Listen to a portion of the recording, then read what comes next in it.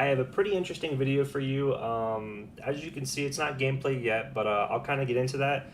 Um, I don't really know where I'm going with this video. All I know is, to me, it makes sense. It's factual on the state of what Warzone's going to happen, or what's going to happen in Warzone once Black Ops Cold War goes with kind of goes hand in hand with it. So let me just go right off and saying December 10th is when season 1 of Cold War starts, and that's when they're talking about they're going to integrate Cold War class setups with Warzone. So they're going to keep Verdansk. That's still going to be a map. I'm guessing there's probably going to be another map, but they're basically going to have your Modern Warfare classes, and you're going to have your Cold War classes, which I see as a big problem because for multiple reasons. After this clip, you'll see me here, but after this, I'll be talking over some gameplay on more of like a visual aspect, but I'm just going to go over it right now.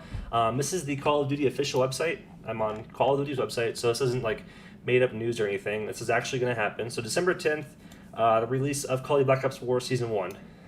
And this just goes on to tell you how kind of there's a roadmap and what else is going to happen. Gunfights coming back, that's pretty cool. Classified Warzone experience, like I said, they're going to integrate it. There's probably going to be a new map too, which is nice, but they're going to keep Verdansk. And this whole article just goes on to tell you like, oh, the player progression, everything's going to go hand in hand. That's great. That's great and all, but what I'm kind of afraid of, or what I fear now, when it comes to class setups, you have a big advantage in Black Ops versus over Modern Warfare if you use those classes, or if you just have free-to-play Warzone. You might again, I don't know how they're going to integrate that part, but if you have free-to-play Warzone, you're probably going to get the Black Ops classes, or you may have to have Black Ops to get this class setups, but basically the point I'm trying to make is Black Ops guns and Cold War guns, all that's going to overpower any Modern Warfare guns. It's just going to be unfair. It's going to be an unfair advantage. It's basically going to be like pay to win when it comes to this. Again, I could be completely wrong, but just how it's going to be implemented at first, I'm sure there will be tons of bug fixes, tons of nerfs, tons of buffs, all that coming along the way. But what's going to happen first is I'll link this article. I'm not going to go over the whole article. I'm just showing you that it's the official Call of Duty and what's going to happen December 10th or December 11th, whatever the day it said. December 10th, yeah, like 2 weeks from now, less than 2 weeks. But it's going to be interesting to see what they do. You'll see me, I'll quickly explain the gameplay that I'm about to show. Basically, when it comes to Black Ops, you can have the card, I don't know what they're called, the extra cards, like the danger, like the perk cards, the cards, I don't know what the cards are called, but you're basically called Gunfighter, that's the card, what it's called. You can have 7 or 8 attachments on your gun, where in Call of Duty Modern Warfare, you can only have a max of 5. And then the attachments in Cold War are already so much better than the ones in Modern Warfare. I say that like, they have a sniper scope. Again, you'll see this all in the gameplay. They have a sniper scope to where it makes it so you can zoom in anywhere between 2 and 20. So real close or really far. And 20 is important because the max sniper scope in Modern Warfare is 12.6,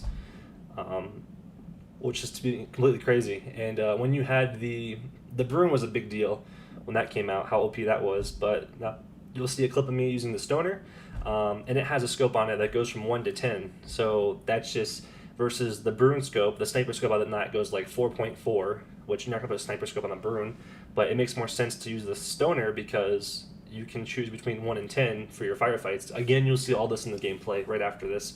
It's just kind of my initial thoughts. So I think this is probably going to be a big problem. It's definitely going to lead to pay to win. There's going to be a lot of bug fixes. I can guarantee you almost any Black Ops Cold War gun is going to outdo any Modern Warfare gun right off the bat. Just like every single update Modern Warfare had. I know it's a different studio and all that, but it's going to be the same thing because they're meshing together with Warzone. Anything that Modern Warfare had, every update they had something else break, something else was OP, something was different. So as soon as this comes down, I can guarantee you there's going to be just a crazy amount of bug fixes and everything.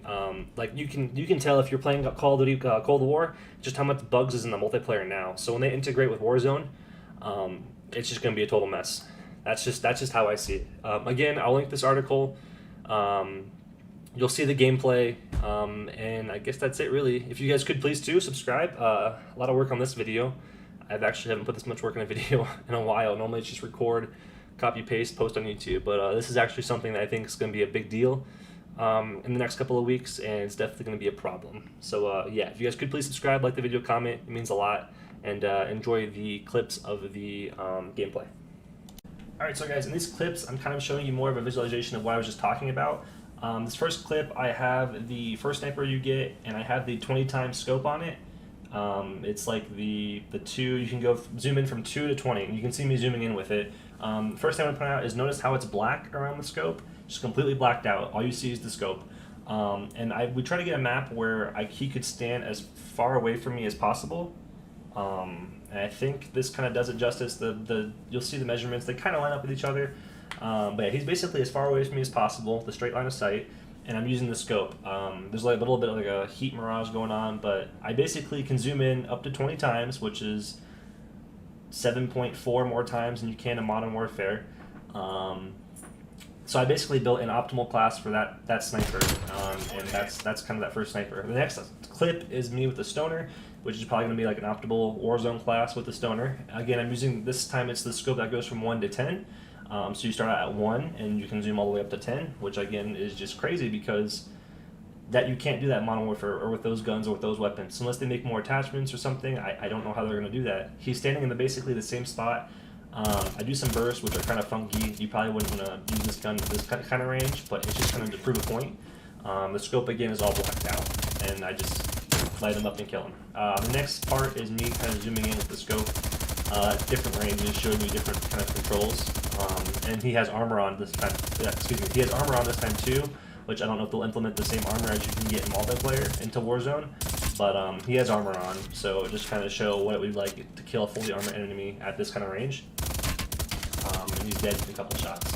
So these next clips are me on Modern Warfare, again with an optimal Warzone class. This is the HDR, and now if I zoom in, look at the scope, and everything's still there. It's not completely blacked out, and this is the 12.6.